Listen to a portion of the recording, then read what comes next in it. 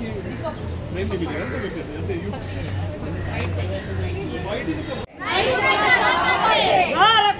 आमच्या हक्काचे टेंडर पाहिजे, टेंडर पाहिजे, टेंडर पाहिजे, टेंडर पाहिजे. घर आमच्या हक्काचे, घर आमच्या हक्काचे, घर आमच्या हक्काचे. टेंडर पाहिजे, टेंडर पाहिजे.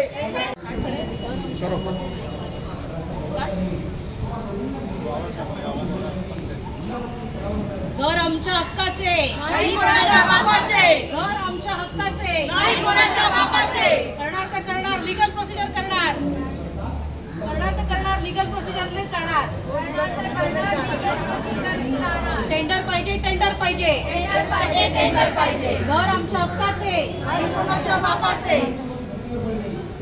जब कोई लीगल प्रोसेस फॉलो नहीं होता है और कोई भी बिल्डर अपॉइंट हो रहा है किसी पॉलिटिकल प्रेशर की वजह से या फिर कोई किसी ऐसी तरह से जहाँ पे कोई एक्सप्लेनेशन नहीं है, पेपर वर्क नहीं है, आप कोई भी छोटी से छोटी चीज़ खरीदने जाते हैं तो आप कोई भी पूछताछ करते हैं या 10 बार सब्जी भी लेने जाते हैं तो आप भाव करते हैं. यहाँ पे एक तरह से सॉफ्टली हम पर ये बिल्डर थोपा गया.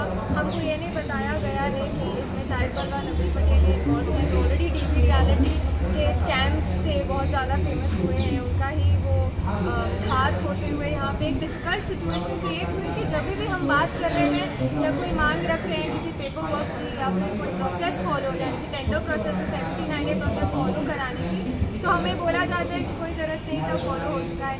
एक इम्पॉर्टेंट मुद्दा ये कि 2022 में ये नए प्रेस्टीज ग्रुप का रजिस्ट्रेशन हुआ है और एसोसिएशन का जो क्लस्टर है जो जिसमें हमारे बिल्डिंग को समवेयर प्रेशराइज करके एक सटल प्रेशर से रखा गया है हमारी बिल्डिंग्स को. इसमें इन लोगों ने हमको 2019 में जो टेंडर फ्लोट किया गया था उसके ऊपर प्रेस्टीज को लाया गया है, ये सब जगह बोला गया है. बट ऐसा हो नहीं सकता क्योंकि ये नया प्रेस्टीज 2022 में रजिस्टर हुआ है. इट्स ऑल ऑन रिकॉर्ड, सब जगह है.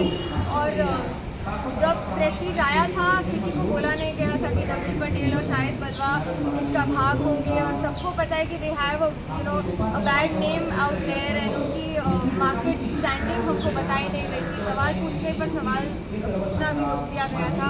आई एम अ लॉयर, मेरी एक बेसिक सी रिक्वायरमेंट है कि जब मेरे पापा का यहाँ पे घर है तो मैं अगर पढ़ी लिखी हूँ तो उसका फ़ायदा मेरे पापा को होना चाहिए. मैं 2 सवाल तो पूछ सकती हूँ. जब मैंने पूछा कि ये लोगों का यहाँ पे भाग क्यों है, इन लोगों ने यहाँ पे आके रीडेवलपमेंट करना है तो ये अपने नाम से क्यों नहीं आ रहे हैं, प्रेस्टीज के नाम से क्यों नहीं आ रहे हैं. मिस्टर इरफान रजाक जो थे ऑलमोस्ट 8 या 9 महीने बाद हमको दिखे जो प्रेस्टीज के मैनेजिंग डायरेक्टर हैं. तो पॉइंट ये है कि जो ट्रांसपेरेंसी है वो तो है ही नहीं और बाकी सबका एक पॉलिटिकल सटल दबाव होते हुए सब डरे हुए हैं, कोई बोलते नहीं हैं. हम तो भी हिम्मत करके बोलने की कोशिश कर रहे हैं. हो सकता है हमारी आवाज़ें दबाई जा सकती है, हमें नहीं पता कि क्या होगा, but we are trying our best. एक लाइन में अगर आपसे पूछे क्या चाहते हैं हम चाहते हैं कि टेंडर फ्लोट किया जाए, नए बिल्डर्स भी आके अपना बिड रखें, बोली रखें, अपना उसमें क्या कहते हैं उसको, you come in and you put in your papers and you let us evaluate. हमको इवैल्यूएट करने दिया जाए, हमें चूज़ करने दिया जाए कि हम कौन सा बिल्डर अपॉइंट करना चाहते हैं, कौन मेरिट पे आता है. तो एक लाइन में हम टेंडर. लेकिन अगर आपका बिल्डिंग रिडेवलपमेंट में जाता है तो 50% का कुछ रहता है, 50 लोग अगर एग्री है रहता है, लेकिन अगर 49 भी है तो नहीं होगा. बिल्कुल 51% की रिक्वायरमेंट तो है. तो आपसे पूछा गया? पूछा नहीं गया, आके बोला गया कि ये है, आपको मान्य है, ठीक है. अब एक और एक छोटी सी बात है, अगर हाईकोर्ट में आप मान्य होने के बाद जाते हैं और आप हाईकोर्ट में कहते हैं कि कहीं ना कहीं भगवान ना करे 10 साल बाद ये काम रुक गया और अगर आप हाईकोर्ट में जाके बोलते हैं कि हमारा काम रुक गया है, हम कंप्लेंट डालना चाहते हैं, कहेंगे अरे आपने टेंडर प्रोसेस के बिना ही इनको अपॉइंट किया, यानी बीच में कहने वाला आपको बीच में अगर छोड़ के चले जाते हैं तो लटक जाएंगे आप. बिल्कुल, क्योंकि आप कोर्ट आपको ये कहेगा टेंडर के बिना आपने सब मान्य किया, आपको मान्यता थी इसीलिए आपने इस बिल्डर को खुद से लाया है, टेंडर में मेरिट पे नहीं. लेकिन एक चीज़ आपसे पूछना है, महाराष्ट्र में छोटी छोटी चाल है, बहुत चीज़ को बहुत बारीकी से लिया जाता है. आजकल 50% बिल्डिंग रिडेवलपमेंट में जा रही है पुरानी बिल्डिंग. तो ऐसा सुनने में सर पहली बार आ रहा है कि ऐसा किया है, ऐसा क्यों है? मेरे हिसाब से अगर आप मानेंगे तो एक पॉलिटिकल प्रेशर बिल्डअप है, एक डर है क्योंकि यहाँ पे जो लोग रहते हैं बहुत कौन है? सिंगल फैमिलीज हैं.